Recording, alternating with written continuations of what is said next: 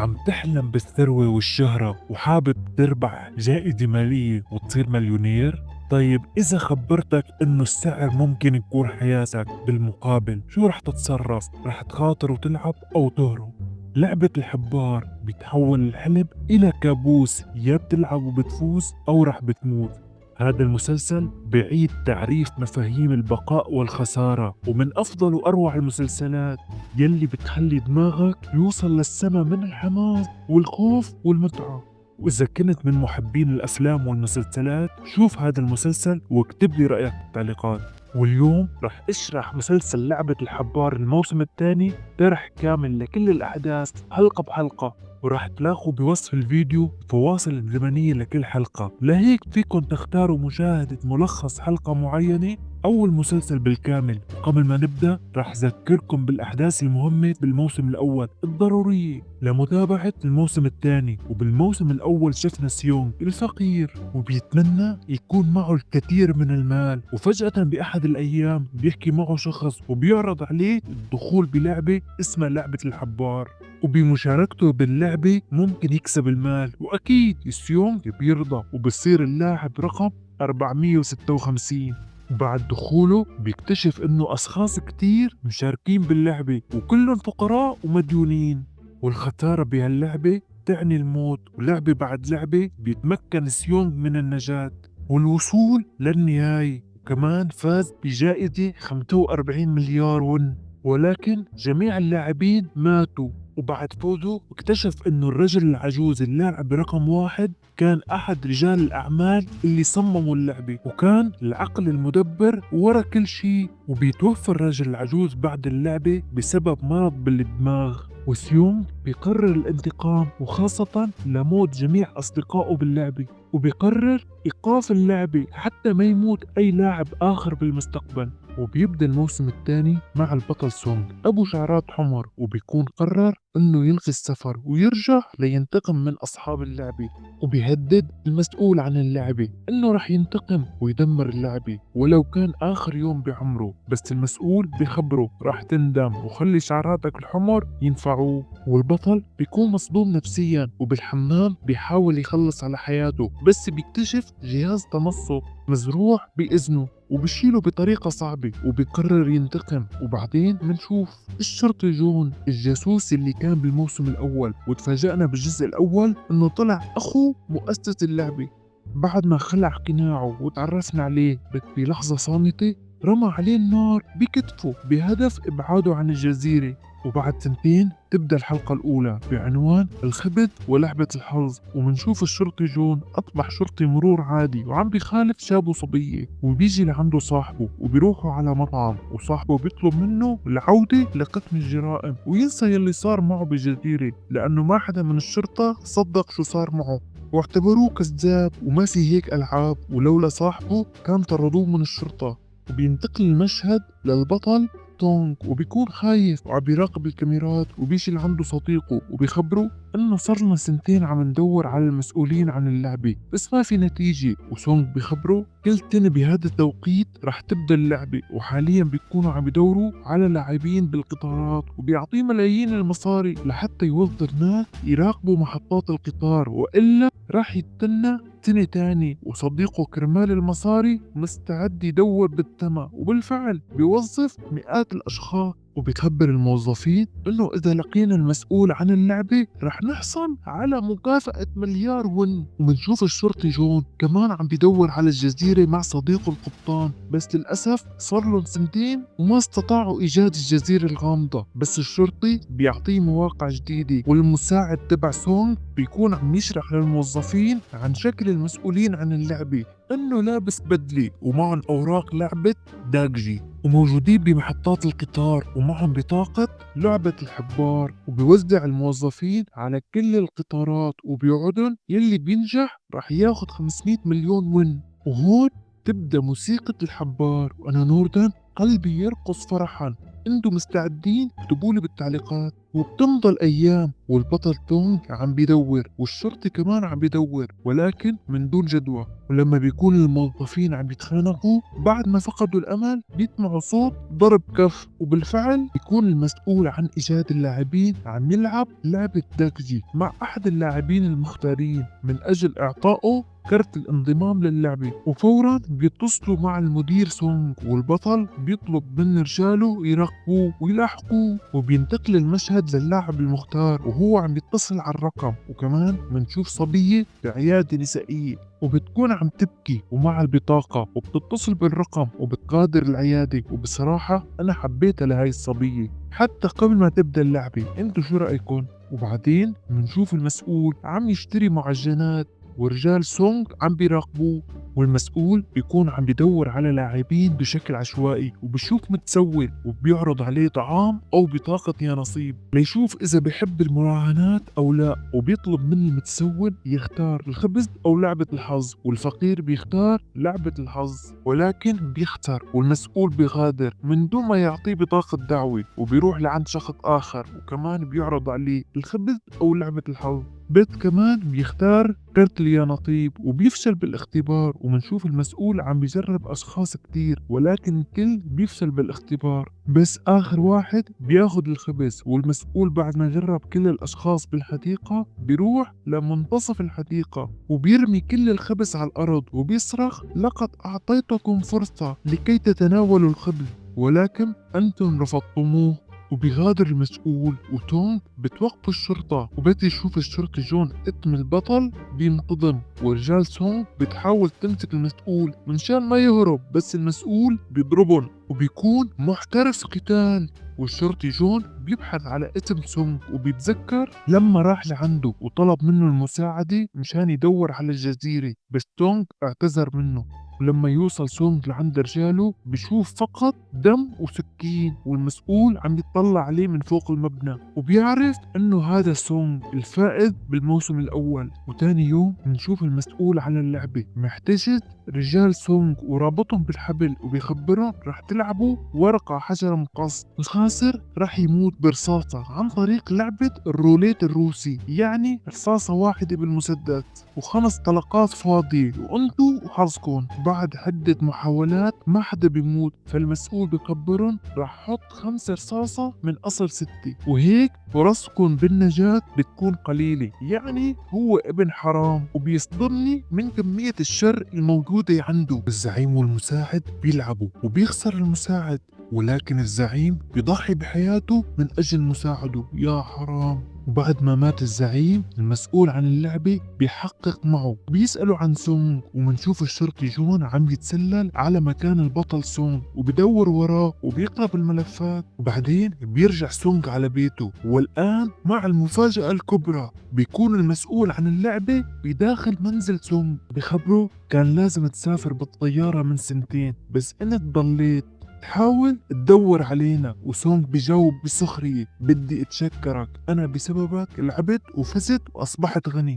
بس المسؤول بيرد انا مجرد رسول بوزع بطاقات الدعوات على اللاعبين، وسونغ بيطلب منه يقابل مدير اللعبة لأنه عنده كلام مهم ما حدا بيفهم معناته غير المدير، وهو مجرد كلب مطيع. بس المسؤول بيخبره إنه هو من زمان كان مسؤول عن اللاعبين باللعبة وكان سعيد بمشاهدة اللاعبين الخاسرين وهن عم بيموتوا، لأنه باعتقاده إنه هؤلاء خاسرين لا نفع لهم بالحياة، يعني أشخاص طامعين أنانيين يجب التخلص منهم. بخبره أنه بسبب اجتهاده تمت ترقيته وأصبح هو يختار اللاعبين وهو كتير سعيد. وكمان بخبره أنه من زمان من أكثر من كم سنة اضطر يطلق النار باللعبة على أحد الخاسرين، وللمفاجأة كان أبوه، والأب توسل كتير وصار يبكي ولكن هو ما تأثر ورماه بالنار. والغريب انه كان كتير سعيد وصار يحب الوظيفة اكثر.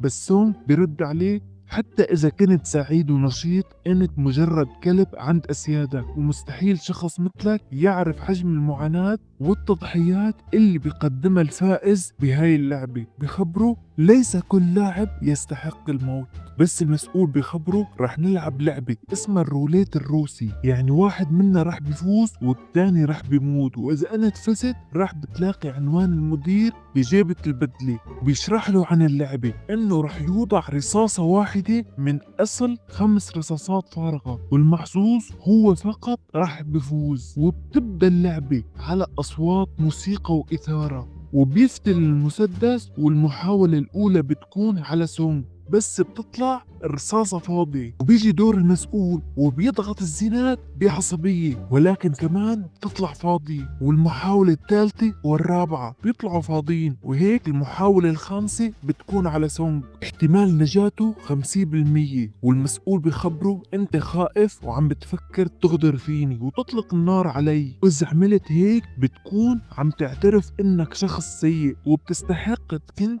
تموت باللعبة.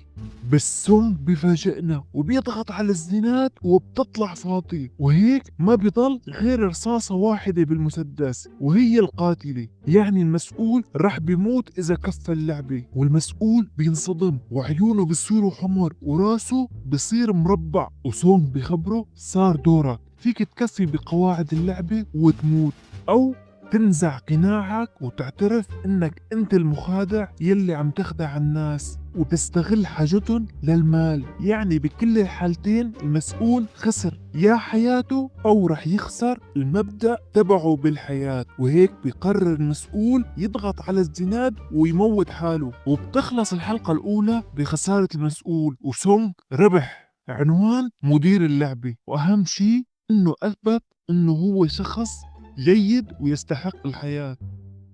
وبتبدأ الحلقة الثانية بوجود الشرطي جون عم بيراقب منزل البطل سونج، بس بيتحمس وبيطلع لعنده، وسونج بيكون مصدوم كيف المسؤول خلص على حاله، بس بيكون كمان سعيد انه رح ياخد عنوان المدير. واخيرا قبل ما يوصل الشرطي على شقة سونج بيسمع صرخات وبيقتحم الباب وبيشوف الموظف الخاص بسونج اللي ضل عايش، وسونج بياخد عنوان المدير. بس فجأة الشرطي جون بيدخل لعند سونج وبيلقي عليه القبض بتهمة القتل، ولكن الموظف بيضرب الشرطي وبيفقد الوعي، وبيخبر سونج شو صار معه وكيف المسؤول عن اللعبة خلص على رفيقه الزعيم، وبينتهي المشهد بالكرت اللي فيه عنوان المدير. وهون بتبدأ الحلقة الثانية رسميا بعنوان حفل الهالوين، وبتبدأ الحلقة مع سونج بيسأل الشرطي انت مين وشو بدك، والشرطي بجاوب انه هو كان جاسوس باللعبة بالجزء الاول والتقوا مرة بالالعاب، وهو غايته يدور على اخوه. بس الغريب انه ما بيخبر سونج انه اخوه هو القائد المقنع الاسود والمسؤول الاساسي عن تنظيم اللعبة، وسونج بيخبره انه هدفه يضع حد لهاي الالعاب بشكل نهائي، وحاليا معه كرت دعوة للانضمام على اللعبة. والشرطي بيطلب انه يساعد سونج ويصيروا شركاء، وسونج بيوافق وبياخدهم على غرفة مليانة مصاري وهي الجائزة يلي ربحها، بس فاز باللعبة بالموسم الأول. أنا لو محله بعيش حياتي مثل الملك وبتجوز 100 بنت، وبختارن نصا روسيات ونصا كوريات، وبلا بطولات وبلا تضحيات. انتو شو بتعملوا؟ اكتبولي بالتعليقات. تونغ بخبرن انه هاي الاموال ملطخة بالدماء وراح اصرفها في سبيل وضع حد للعبة، ويلي بيساعدني راح اعطيه جائزة مالية كبيرة جدا. بس الشرطي بخبره انه هو هدفه يلاقي اخوه، والموظف بخبره انه هدفه ينتقم للزعيم، وسونغ بياخدن على غرفة مليانة سلاح وبيطلب منهم يجمعوا فريق محترف. ومنتعرف على بطلة جديدة بالمسلسل، صبية حلوة وأرنوبة لونها زهر، أنا حبيتها. وبتجي لعندها طفلة مصابة بالسرطان وبحاجة لعملية، والأرنوبة تتعاطف معها كتير. وبنعرف إنه هاي البنت اسمها نول وعندها بنت مفقودة وعم تدور عليها وحياتها سيئة وعليها دين كتير، وعم تنام بالسيارة لأنه فقيرة. وفجأة شخص غريب بدق على الشباك وبيعطيها كرت دعوة للانضمام للعبة الحبار، وسونغ بيروح على دكتور الأسنان وبيزرع سن عليه جهاز تتبع الموقع، وكمان بينظم فريق محترف خبرة بالقتال مشان يهجموا على الجزيرة بعد ما يحدد لهم الموقع ويبعث لهم إشارة عن طريق جهاز التحقق. والأرنوبة نول تتصل على الرقم يلي ببطاقة الدعوة وبتعطيه اسمها وعمرها يلي هو 30 سنة، مع انه برأيي انه هي بزيادة عليها 18 سنة. وبيتم تحديد موعد الانطلاق بعيد الهالوين، والعنوان مقهى ليلي وديسكو، وسونغ بيدخل لجوا ورجاله عم بيراقبوا المكان، والكل بيكون لابس أقنعة لأنه عيد الهالوين. وبيدخلوا المسؤولين عن اللعبة المقنعين وبياخدوا سونغ وبيركب بسيارة ليموزين، ورجال سونغ بيلاحقوا السيارة وبيكونوا متجهزين، وسونغ بيكون لحاله بالسيارة مع هاتف اتصال مباشر مع مدير اللعبة، وفورا بيخبروا انه يا ريتك سمعت كلامي وسافرت بالطيارة على امريكا، نحن جعلناك ثري ووفرنا لك كل اسباب السعادة، بس انت شخص غبي. وسونغ بيجاوب كيف بدك يعني انسى رفقاتي يلي ماتوا بسببي، ماتوا لحتى انا فوز. ومدير اللعبة بيجاوب شو بدك مني؟ سونغ بيطلب ايقاف اللعبة، والمدير بيجاوب نحن اخترعنا اللعبة بس الكل شارك عن طريق التطوع. وسونغ برد انت عم تلعب بالناس اللي عليها ديون، وهاي الناس عم تدور على فرصة لتساعد اهلها، والمصيبة انك عم تستمتع لما تشوف الناس عم تتعذب وتموت.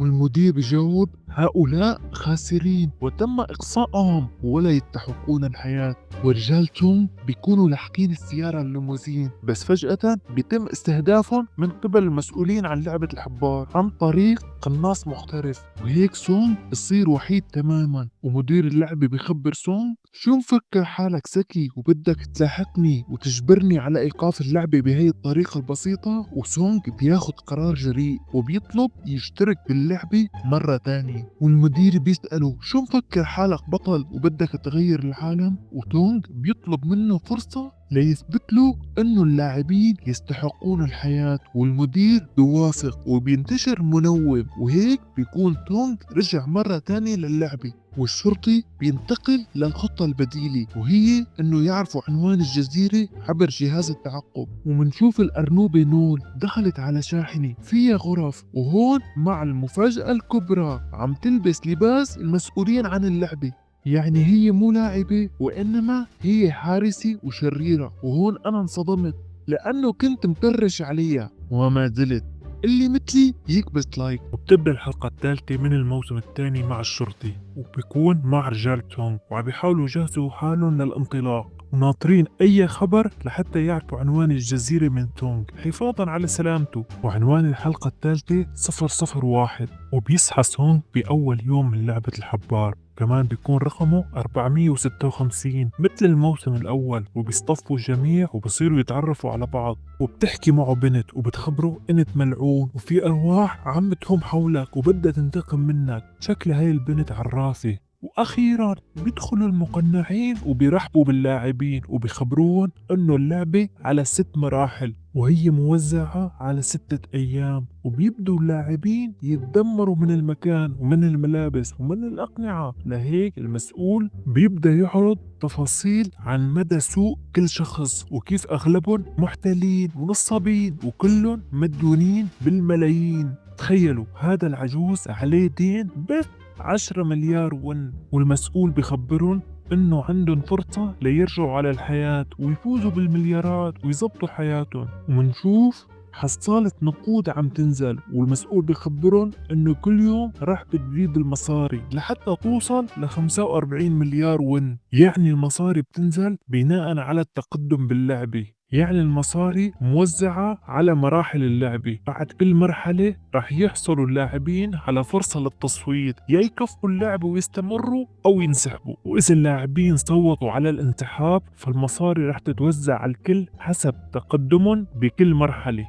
يلي تضمني لما منشوف امرأة عجوز مشتركة باللعبة مع ابنها، وهن الاثنين مو مخبرين بعضهم باللعبة. والله زعلت عليهم، يا حذركن مين بده يضحي بحياته لإنقاذ الثاني، أو هن الاثنين رح يخسروا؟ اكتبوا لي بالتعليقات. والشاب بيطلب من المسؤول يخلي أمه تطلع لبرا، بس المسؤول بيرفض. ومنشوف كل اللاعبين بيوقعوا على الموافقة على اللعبة بالمرحلة الأولى، ومنتعرف على اللاعب MG كويد صاحب أكبر قناة للعملات الرقمية على يوتيوب، ويلي بسببها هدول الاثنين خسروا مصاريهم وبيحاولوا يضربوه مشان يرجعوا له المصاري، بس حتى هو مفلس حاليا. وبيقتربوا رجال سونغ من الجزيرة ولعبة الحبار، وأخيرا بتبدأ وبنتعرف على لاعب اسمه ثانوس أبو شعرات نهدي، وبيكون مغني راب مشهور والكل بيعجب فيه، وبيجتمعوا اللاعبين مشان يتصور كل واحد منهم. وبصراحة اللاعبات الكوريات حلوين، بتحسن مثل الكرزة يلي على قالب الكيك. انتو شو رأيكم؟ اكتبولي بالتعليقات. وسونغ بيشوف رفيق قديم إله وبيعاتبه ليش اختار يجي على اللعبة، وبيطلب منه يضل حده لأنه خايف عليه. ورجال سونغ بيصلوا على الجزيرة واللعبة الأولى تبدأ، وبتكون نفس الدمية تبع الجزء الأول. وبصراحة أنا متحمس كتير، وبيتسكر الباب وبتبدأ اللعبة الأولى، إشارة حمراء إشارة خضراء، ورجال سونغ بيوصلوا على مكان جهاز التعقب، بس بيطلع العنوان خاطئ، وتونغ بينزع التن وبيكتشف إنه ساحبين جهاز التعقب. وهيك خربت كل مخططات سونغ، وبينصدم سونغ وبيحاول ينبه الكل ويشرح لهم عن اللعبة وبيحذرهم من الخسارة، لأنه العقاب هو الموت. بس العالم بتطير تضحك عليه، وبتبدأ اللعبة وبتبدأ الموسيقى المشهورة وبتستل الدمية. بس سونغ بينظم اللاعبين بطريقة رهيبة وبيعطي أمر ثبات وأمر تقدم، وبالفعل بينجح أول 5 مرات. بس بتجي نحلة على لاعبة وبتتحرك، وأنا زعلت عليها لأنه هاي أحلى لاعبة، والدمية فورا بتخلص عليها وبينصدموا اللاعبين وبيبلشوا يهربوا، والدمية عم تخلط عليهم واحد واحد. وسونغ عم يصرخ بس ما حدا عم بيرد عليه، وأحد القناصين بتكون الأرنوبة نول. بحياتك لا توثق ببنت حتى ولو كانت أرنوبة وحلوة. ما علينا، بتستمر اللعبة والناس بتكون مصدومة وواقفة، وسونغ بيخبرهم لازم تتقدموا مشان الوقت وإلا الكل رح يموت. ونول بتشوف والد الطفلة المصابة بالسرطان مشارك كمان باللعبة، وعلى أساس تتعاطف معه. وثانوس بيضرب يلي قدامه قهضا، يعني بلش الشر يطلع، وبتنجح نص العالم بالفوز، وفي واحد بيتصاوب بإجره. البطل سونغ بيقرر يرجع ويساعده لأنه حنون، وبآخر ثانية بينجح إنه يوصل على خط النهاية. بس الأرنوبة نول بتخلص على المتطاوب، وهيك بتنتهي المرحلة الأولى. وبيرجعوا اللاعبين على الغرفة وبيدخلوا المقنعين، والكل بيكون خايف، والمسؤول بيبارك للاعبين بالنجاح وبيخبرهم تم إقصاء 31 لاعب وضل 365 لاعب، وبصيروا اللاعبين يترجوه مشان ما يخلص عليهم. وسونغ بيصرخ وبيقول حسب قوانين لعبة الحبار إذا صوت أكترية اللاعبين على إيقاف اللعبة فاللعبة بتتوقف، وبيطلب التصويت والمسؤول بيوافق. بس بالأول بيفرجيهم على جائزة المرحلة الأولى، والناس بتنصدم لما يشوفوا المصاري وبتطمع، وبيكون المبلغ الحالي 9 مليار ون، يعني حصة كل لاعب حوالي 24 مليون ون. بس اللاعبين بيطمعوا وبيرفضوا لأنهم بدهم 45 مليار ون، والمسؤول بيجاوب إذا بدكن هيك لازم تكفوا اللعبة وتستمروا لتربحوا 45 مليار. وبيبدأ التصويت حسب أرقام اللاعبين، وسونغ بيصوت على إيقاف اللعبة، وكل واحد بياخد بطاقة حسب نتيجة تصويته. بس عدد الموافقين بيزيد، وسونغ بيصرخ عليهم وبيخبرهم إنه الكل رح يموت إذا كفينا لعب ولا حدا يخدعكم. بس اللاعبين بينزعجوا من وجوده وبيخبروه مين انت وكيف بتعرف تفاصيل اللعبة الأولى، وبيتهموه إنه هو لاعب جاسوس من لعبة الحبار. بس اللاعبين بينقسموا، نص بيدافع عن سونغ ونص بيكرهوه.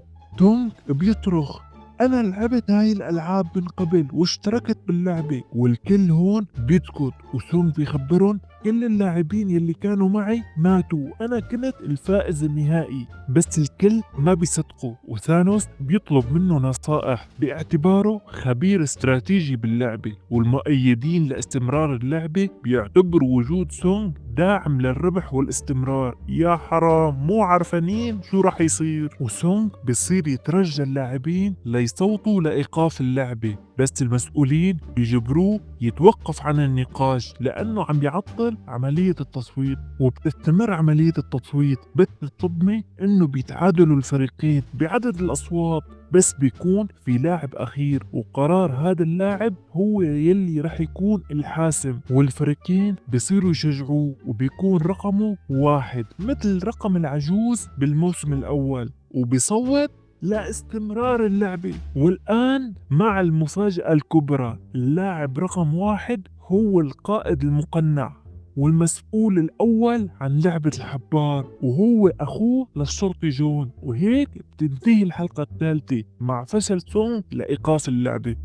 وبتبدأ الحلقة الرابعة من لعبة الحبار الموسم الثاني بعنوان 6 أرجل، وبتبدأ الأحداث تاني يوم وقت الغداء، واللاعبين بيروحوا لعند سونغ وبيسألوه شو هي اللعبة الثانية، وسونغ بيخبرهم انه اسم اللعبة هي دالجونا.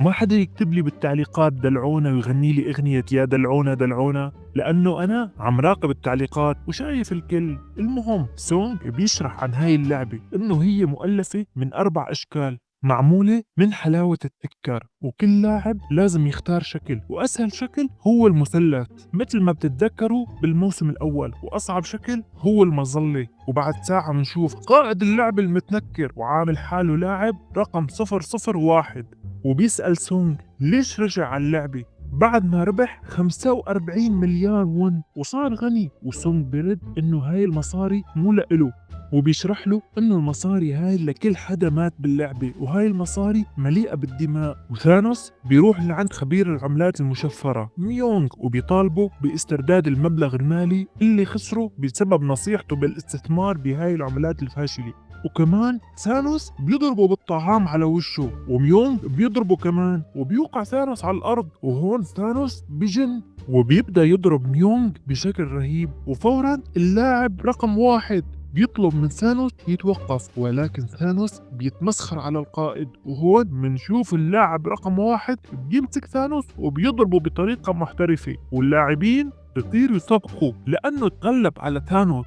ومنشوف بالليل انه اللاعب رقم 1 بيروح لعند سونغ وبيشرح له عن ماضيه وليش اشترك باللعبة، وبيخبره انه زوجته مريضة بتليف الكبد بحاجة لكبد جديد، وما في متبرع لانه بيحتاج مبلغ مالي ضخم، واضطر يستدين مبلغ من تاجر كان يتعامل مع الشركة تبعه. وبسبب انه هو موظف بهاي الشركة كل العالم شكوا انه هو اخذ رشوة، ولهذا السبب فصلوه من الشركة. وحاليا لعبة الحبار هي أمله الوحيد لإنقاذ زوجته، حتى لو كان المال يلي رح يفوز فيه ملوث بالدماء. وبعدين منشوف غرفة سرية ومنكتشف إنه المقنعين كانوا بياخدوا أجزاء من اللاعبين يلي عم يخسروا باللعبة مشان يبيعوهم بملايين الدولارات، طبعا من دون معرفة القائد، لأنه القائد حاليا مشغول باللعبة وعامل حاله اللاعب رقم 1. ولكن بيكتشفوا انه ما في اجزاء صالحة للبيع لانه جرى تخريب هاي الاجسام وماتوا بطريقة خاطئة وسريعة، وانه في مقنع اطلق النار على اللاعب الخاسر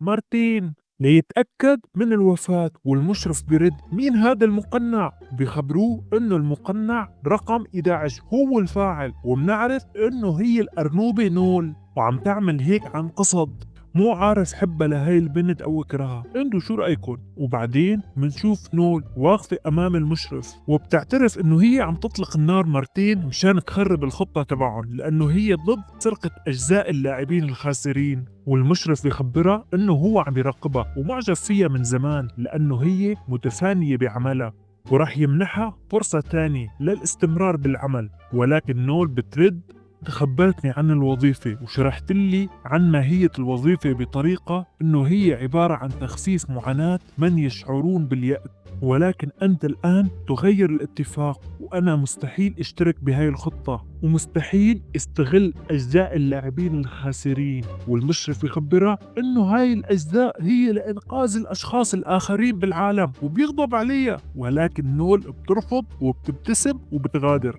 وبعدين منشوف المعاون كيم جالس مع الكابتن بارك اللي كان عم يساعد الشرطي جون في البحث عن الجزيرة، وكيم لشدة غبائه بيخبروا عن سونغ وعن اللعبة وكل تفاصيل خطة سونغ. وبنفس الوقت منشوف إنه اللاعبة رقم 222 واسمها جون هي بتكون على علاقة سابقة مع اللاعب ميونغ الشهير بملك العملات الرقمية. وبيتفاجأ ميونغ إنه هي موجودة باللعبة، وبنعرف إنه جون هي حامل، والأب هو ميونغ، واتفقت معه سابقا على فقدان الطفل، ولكن بعدين هي قررت الاستمرار والاحتفاظ بالطفل، ولهيك هي اشتركت باللعبة عشان تربح المال والجائزة الكبرى وتربي طفلة. وكمان جون هي بتخبره انه هو واحد نزل لانه قرر يستغني عن طفله، وهي سعيدة جدا انه ثانوس ضربه. وبتبدأ اللعبة الثانية وبيخبروهم انه مطلوب منهم يتقسموا الى فرق من 5 افراد. وهون بيتفاجأ اللاعبين لانه سونغ خبرهم انه اللعبة عبارة عن حلوة السكر، وبيعتقدوا انه سونغ كذب عليهم، وبيروحوا وبيغضبوا عليه. وبيبدوا اللاعبين يشكلوا فرق، وفريق سونغ بيكونوا بحاجة إلى شخص واحد لأنه هن 4، وبيتفاجئوا بالبنوتة الجميلة جون هي عم تطلب منهم تنضم لفريقهم لأنها حامل وتحتاج المساعدة. وبالصراحة أنا حبيت لهي البنوتة، شكلها كتير كيوت وحرام تموت. انتو شو رأيكم؟ اكتبولي بالتعليقات. وكمان بنفس اللحظة منشوف اللاعب يونغ سي عم يعاني انه ما عم يقدر يشكل فريق، وما حدا عم يرضى يكون امه معه بالفريق لانه ست عجوز كتير، وبيخافوا اللعبة تكون تتطلب قدرة بدنية. ويا حرام العجوز بتطلب من ابنها انه يتركها وينضم لاي فريق، ولكن يونغ سي بيرفض وبيضل معها، وبالاخير بيشوفوا فريق ناقص وبينضموا عليه. وبتبدأ اللعبة بعد اكتمال الفرق، وبيكون اسم اللعبة هي الخماسي ب6 أرجل، وبيتم الإعلان إنه في 5 ألعاب مصغرة.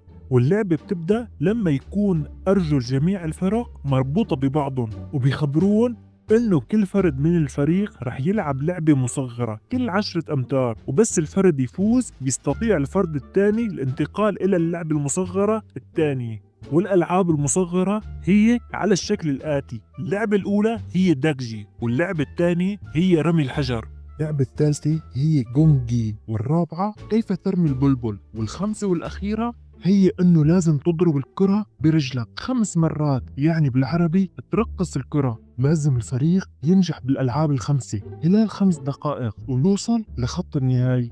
ومنشوف الفرق متحمسة، ولكن الصدمة إنه الفريق الأول والثاني بيفشل بأول لعبة وهي داكشي، وبس ينجحوا بلعبة بيخسروا بلعبة ثانية، وبيعيدوا كل لعبة أكثر من مرة، وهيك بيخلصوا ال5 دقائق وما بيتمكنوا من الفوز بكل الألعاب، وبيخسروا وبيتم تصفيتهم. ومنشوف الخوف ابتدى يظهر على الجميع، واللاعبين من التوتر والخوف كمان بيخسروا بالألعاب. ويا حرام واحد منهم عم يتبول من الخوف بالبنطلون، والكل مرعوبين، وبس يفشل الفريق بيتم التخلص منه مباشرة. والمقنعين بياخدوا اللاعبين بدوابيت وردية، ومنشوف انه في لاعب خاسر بعده عايش، والمقنعين تركوه عن قصد مشان يستفيدوا من الأجزاء. بعدين تيجي نول وبتخرب الخطة عليهم، وبتطلق النار عليه مرة تانية. وبعد كل هالأحداث بيجي دور فريق سونغ والعجوز وبنت الألوان والقائد، وبيكون الكل مرعوب وخايف، حتى أنا كمان بكون خايف. وهيك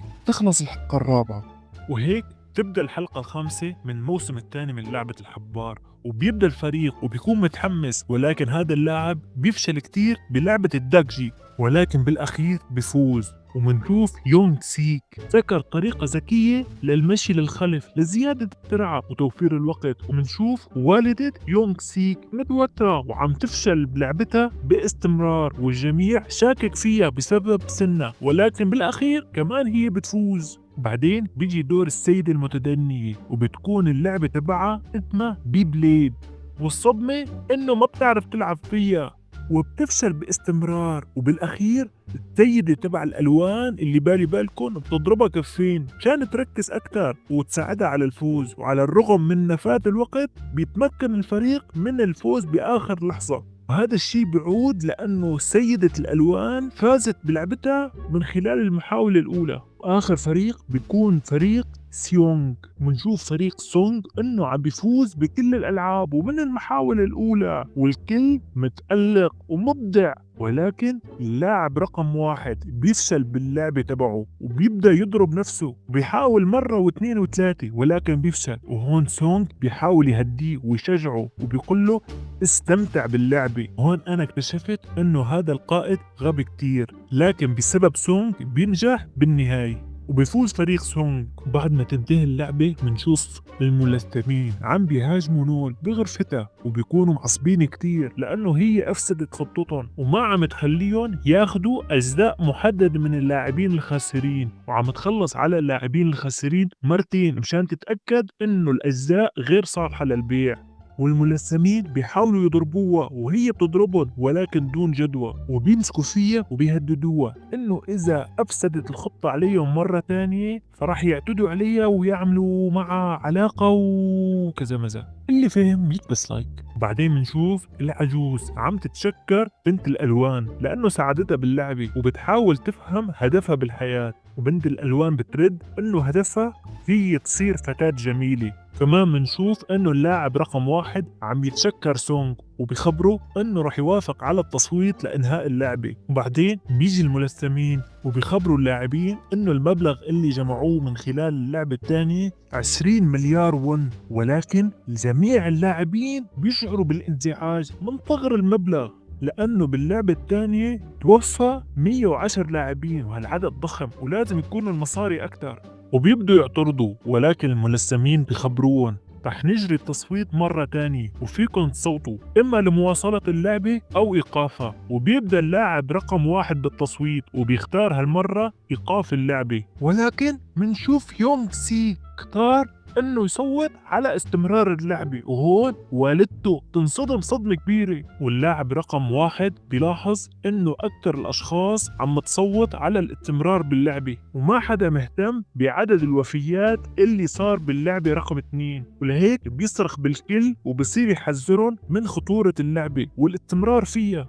وبيخبرون انه الجميع ممكن يموتوا باللعبة رقم 3. ولكن ثانوس بيرفض هذا الكلام وبيخبروا انه كل ما زاد عدد الخاسرين يعني زادت الجائزة، وبيتفق الجميع مع ثانوس لانه الكل حابب تكبر الجائزة. وهيك بينتهي التصويت بقرار الاستمرار، وهيك بينتظم سونغ وبيشعر باليأس. ومنشوف يونغ تيك عم بيحاول يعتذر لوالدته ويشرح له انه هو اختار يستمر باللعبة لانه عليه ديون ضخمة، وهي تشعر بالحزن وبتخبره انه ممكن يموت حدا منهم باللعبة رقم 3 ولهيك هي حزينة كتير. وكمان هون الصدمة الكبيرة ومنشوف انه صديق سيونغ كمان صوت على استمرار باللعبة وبصير يحاول يعتذر لسيونغ وبيشرح له انه هو محتاج يلعب اللعبة الثالثة لانه عليه ديون كتير كبيرة. وسونغ يا حرام بصير يحذرهم ويشرح لهم انه ممكن باللعبة الثالثة يضطروا يقتلوا بعضهم. وهيك صار بالجزء الاول يلي كان من قواعد اللعبة الثالثة انه اللاعبين يخلصوا على بعض قبل موعد النوم. منشوف سونغ عم بيحذر فريقه ويخبرهم انه ممكن اللاعبين بالليل يصيروا يخلصوا على بعض مثل ما صار بالموسم الاول. واللاعب رقم 1 بيشعر بالحيرة وبيتفاجأ من تصرفات سونغ وبيخبره انه مستحيل حدا بالليل يخلص على حدا، وهو عم بيبالغ بهاي التصرفات لانه خايف. وتونغ بيذكره انه هذا الشيء شافه بعيونه بالموسم الاول وانه نص اللاعبين خلصوا على بعض باللعبة السابقة، وهيك بيتفقوا الكل على التناوب على الحراسة. ثاني يوم منشوف الشرطي جون عم بيشكل فريقين، واحد بقيادة الكابتن بارك والثاني بقيادة الكابتن كو. وجون بيخبر الكابتن بارك انه لازم يعثروا على الجزيرة قبل ما تنتهي الايام الستة لانه لعبة الحبار بتنتهي خلال 6 ايام.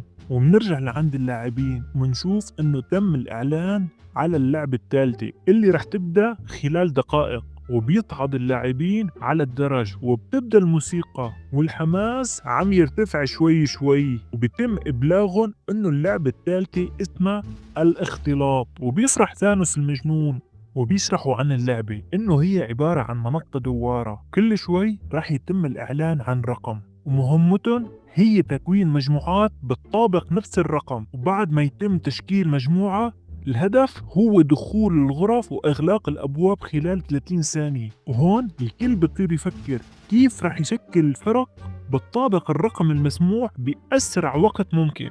وفي ناس تتشائم، في ناس بصيروا يشجعوا بعض، وبتبدأ اللعبة وبتبدأ المنطقة تدور وبيشغلون الموسيقى حلوة كتير وكلماتها بتشجع الكل على الرقص والدوران والتصفيق بإيديهم والغناء كمان. بصراحة الأغنية حلوة كتير، دوروا عليها على اليوتيوب. ومع ذلك منكوب الكل خايف ومرعوب وملامح الموت مسيطرة على الكل، ولكن ثانوس هالمجنون عم يرقص ويغني وكأنه عايش بعالم آخر، وأنا شايفه مثل الجوكر، حركاته مجنونة وبتعجبني. وهيك بتنتهي الحلقة والأحداث ولعانة على الآخر، والحلقة السادسة راح بتكون نار. يلا نشوف سوا. وبتبدأ الحلقة السادسة بعنوان OX، وبتكون المنصة عم تدور والأغاني شغالة، وفجأة توقف وبيسمعوا رقم 10 وبيكون معهم 30 ثانية لتشكيل فريق من 10 أشخاص ويدخلوا على غرفة ويسكروا الباب. وبهاي اللحظة الكل بيخاف وبيرعب والوقت عم يمضى، وبينجح فريق سونغ وبيدخلوا على الغرفة. وعند انتهاء الوقت سونغ بشوف من الباب كيف المقنعين عم بيخلصوا على اللاعبين الخاسرين، وبيرجعوا بيعيدوا اللعبة مرة تانية والأغاني تتشغل واللعبة عم تصير أكثر صعوبة، والكل خايف ومرعوب. بس منشوف ثانوس عم يرقص ويغني وكأنه بعالم آخر. والله أنا حبيته لهالمجنون. وفجأة الكل بيسمع رقم وبينطلقوا ليشكلوا فريق. جولة بعد جولة اللعبة بتصعب، واللعبة بتأعلن عن الرقم 3 وبيكون يونغ سيك مع والدته وعم بيدور على شخص ثالث ليكتمل الفريق، والوقت رح يخلص. وفجأة بيتم سحب يونغ سيك من قبل شخصين ناقصهم فرد ثالث، وهون يونغ سيك بيضحي بوالدته وبيمشي معهم لأنه الوقت رح يخلص. يعني فعلا لعبة قذرة، والبقاء على قيد الحياة أقذر كمان. والعجوز بتضل لحالها والدموع بعيونها، وفجأة بآخر لحظة سونغ والقائد بينقذوها وبيسحبوها معهم على الغرفة. واللاعب رقم 1 بيسألها عن ابنها كيف تخلى عنها، بس العجوز بتدافع عن ابنها وبتخبرون انه هي اختارت تبعد عنه، وبتكذب والدموع بعيونها. يا حرام شو وجعني قلبي على هاي الام. وبيخرجوا اللاعبين من الغرف، ويونغ سيك بس يشوف امه على قيد الحياة بصير يبكي لانه تخلى عنها. بس العجوز بتحاول تواسيه وبتنعاد اللعبة والاغاني تتشغل، بس هالمرة اللعبة صعبة واللاعبين بصيروا يضربوا بعض. وبنشوف ميونغ ضرب اللاعب يونغ مي ودخل مكانه على الغرفة بآخر لحظة من انتهاء الوقت، وهيك خسرت يونغ مي بسبب ميونغ. يعني الأخلاق بهاي اللعبة انهارت، والعجوز بتطير تبكي على يونغ مي لأنه بنوتة لطيفة وكتير كيوت. وبآخر جولة بيكون عدد اللاعبين 122 وموجود 50 غرفة فقط، وبتدور المنصة وبيطلع رقم 2. يعني فقط 100 لاعب رح يلاقوا غرف والباقي رح يموت، والكل بيطير يدور على غرفة. وصديق تونغ واللاعب رقم 1 بيدخلوا على غرفة، بس للصدمة بيشوفوا في شخص ثالث موجود، وهيك رح يخسر الكل. بس فورا القائد بيمسكه وبيخلص على الشخص الثالث، وصديق سونغ بينصدم. وهيك تنتهي هاي اللعبة، والمقنعين بيخبرون عن مقدار الجائزة المكتسبة وانه ضل حاليا 100 لاعب. وراح يتم التصويت الآن على الاستمرار باللعبة والدخول للعبة الرابعة أو إيقاف اللعبة والانتحار. وبيبدأ التصويت وبيشوف سونغ إنه اللاعبين المعارضين للاستمرار أكثر من المؤيدين وبيفرح، بس منشوف لاعبين المؤيدين عم يقنعوا لاعبين آخرين. وبرات اللعبة منشوف إنه الشرطي جون والمساعد كيم بيكتشفوا باب على جزيرة وبيحاولوا يفتحوه، بس الباب بينفجر فورا، ولهيك بينسحبوا على السفينة وبيعرفوا إنه المسؤولين عن لعبة الحبار عم بيراقبوا تحركاتهم ونصبوا فخ من أجلهم. والشرطي جون بيطلب من الكل عدم استخدام الهواتف المحمولة لأنه ممكن يكون تحت المراقبة. ومنرجع للعبة وعلى التصويت، وبيكون عدد اللاعبين 50 مؤيد للعبة و49 ضد، واللاعب رقم 1 وهو القائد المتنكر لسه ما صوت. ومنشوف صديق سونغ محتار فيه ومصدوم من تصرفاته باللعبة السابقة وخايف منه، ولكن اللاعب رقم 1 بيصوت على إيقاف اللعبة، وهيك النتيجة بتكون تعادل 50-50، والمقنعين بكبرون إنه رح يعيدوا التصويت بكرة، وهيك بيكون مضى وقت كافي لإعادة التسكير. يعني المقنعين عم يعطوهم وقت ليخلصوا على بعض. وبالفعل عند توزيع الطعام بيتم توزيع شوكي لكل لاعب على أساس لتناول الطعام. وهون سونغ بيعرف الخطة وإنه اللعبة تريد أن يتم التخلص من بعض اللاعبين لتغيير نتيجة التصويت. ومنشوف سانوت بالحمام وعم بيحاول يقنع ميونغ يغير رأيه لمواصلة اللعب، وميونغ بيرفض، وثانوس بصير يستفزه ويسأله عن حبيبته جون هي، وبيخبره إنه رح يعمل معها علاقة وكذا مزا. بعد ما يطلع من اللعبة وميونغ بيعصب وبجن وبصير قتال بينهم، وثانوس بصير يتخزل بجون هي وبيحاول يخلص على ميونغ، بس بآخر لحظة ميونغ بيمسك الشوكة وبيضرب ثانوس وبيخلص عليه. وهون أنا انصدمت، مو عرفان ادعى على موت ثانوس أو أفرح. بصراحة حبيته وكرهته بنفس الوقت. وهيك بتخلص الحلقة السادسة، وبتبدأ الحلقة السابعة والأخيرة من لعبة الحبار الموسم الثاني، وبنشوف ميونغ محطم وخايف بعد ما خلص على ثانوس العظيم، وبسكر على حاله باب الحمام وبيبكي. وبنشوف بعض اللاعبين عم يتقاتلوا بالحمام وعم يخلصوا على بعض كمان. والغريب إنه المقنعين واقفين بجانب الحمام وعم يتفرجوا. وبعدين بنشوف إعلان من اللعبة عبر الميكروفون إنه تم زيادة الجائزة المالية بسبب موت 5 لاعبين بالحمام، يعني تم التخلص منهم.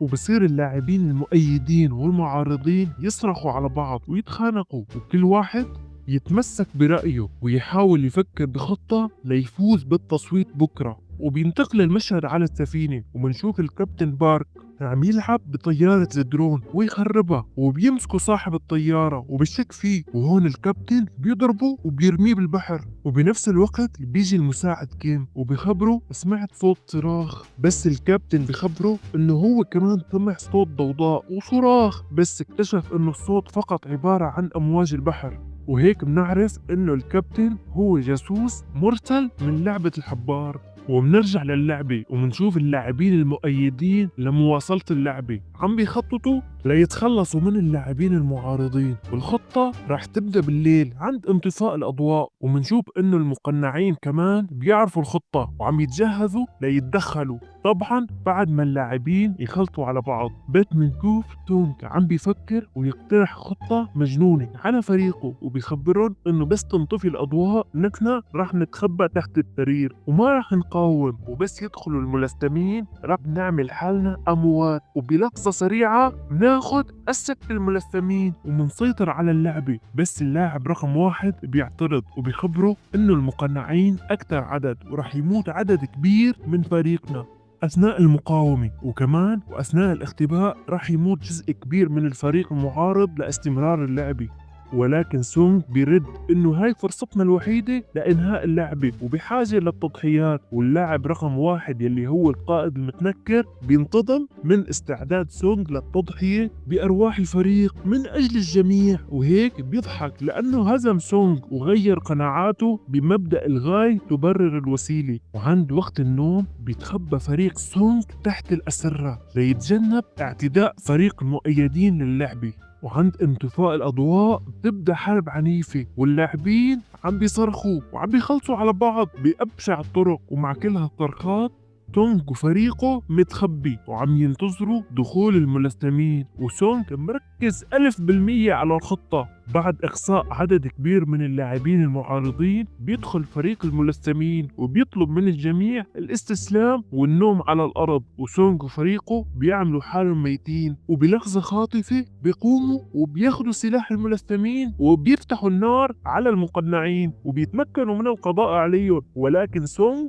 بيكون على وشك الإصابة والموت، ولكن القائد المتنكر بيفتح النار على الملثمين وبينقذ سونغ. والله بطلت أعرف هو مع مين. والمشرف عن اللعبة بيعصب وبجن وبيعطي أمر بالتراجع وإغلاق الأبواب، ولكن سونغ وفريقه بينجحوا بأسر واحد من الملثمين. وبعد ما سيطر فريق سونغ وصار معهم سلاح، بيحاول أحدهم إنه يفتح النار على الفريق المؤيد للعبة، ولكن سونغ بيمنعه على الرغم إنه هذا الفريق مجرمين وخلصوا على كتير من اللاعبين المعارضين للعبة. وسونغ وفريقه بيدمروا الكاميرات، وبيطلب من بنت الألوان جمع الذخيرة، وبعدين بصير يتحدث مع جميع اللاعبين وبيحاول يشجعهم على الانضمام لفريقه للقضاء على زعيم اللعبة وإنهاء اللعبة بشكل نهائي. ولكن الجميع بيكون خايف، وصديق سونغ بيخبرهم إنه هو كمان خايف مثله، ولكن هاي هي الفرصة الوحيدة للخروج من اللعبة والبقاء على قيد الحياة.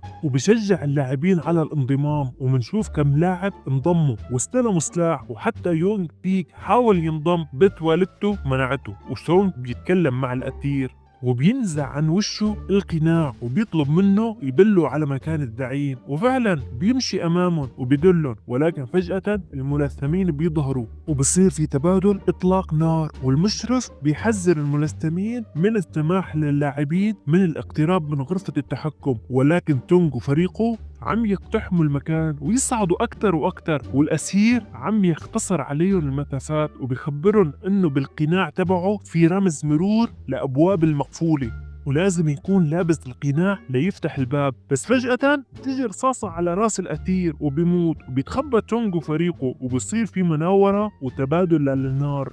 وسونغ بياخد القناع وبيطلب من فريقه يغطي المنطقة بالنار من أجل صعود سونغ وصديقه إلى مكان القائد. وبالفعل بينطلقوا وبيصعدوا للأعلى وبيفتشوا بالغرف وبيصلوا لباب حديد كبير، وسونغ بيستخدم القناع ليفتح الباب، وفجأة بينفتح باب الحديد وبيدخلوا على منطقة التحكم. بس المشرف بيكون عم بيراقبهم بالكاميرات وبيرسل الملثمين لعندهم، وسونغ وصديقه بيتبادلوا معهم النار وبصير معركة كبيرة بينهم، وبينجح سونغ بالتخلص من 2 من الملثمين وبيكون شجاع بالمعركة وبيحاول يضحي بحاله من أجل صديقه عن طريق المحاولة بالذهاب لعند الملثم الميت وأخذ ذخيرته.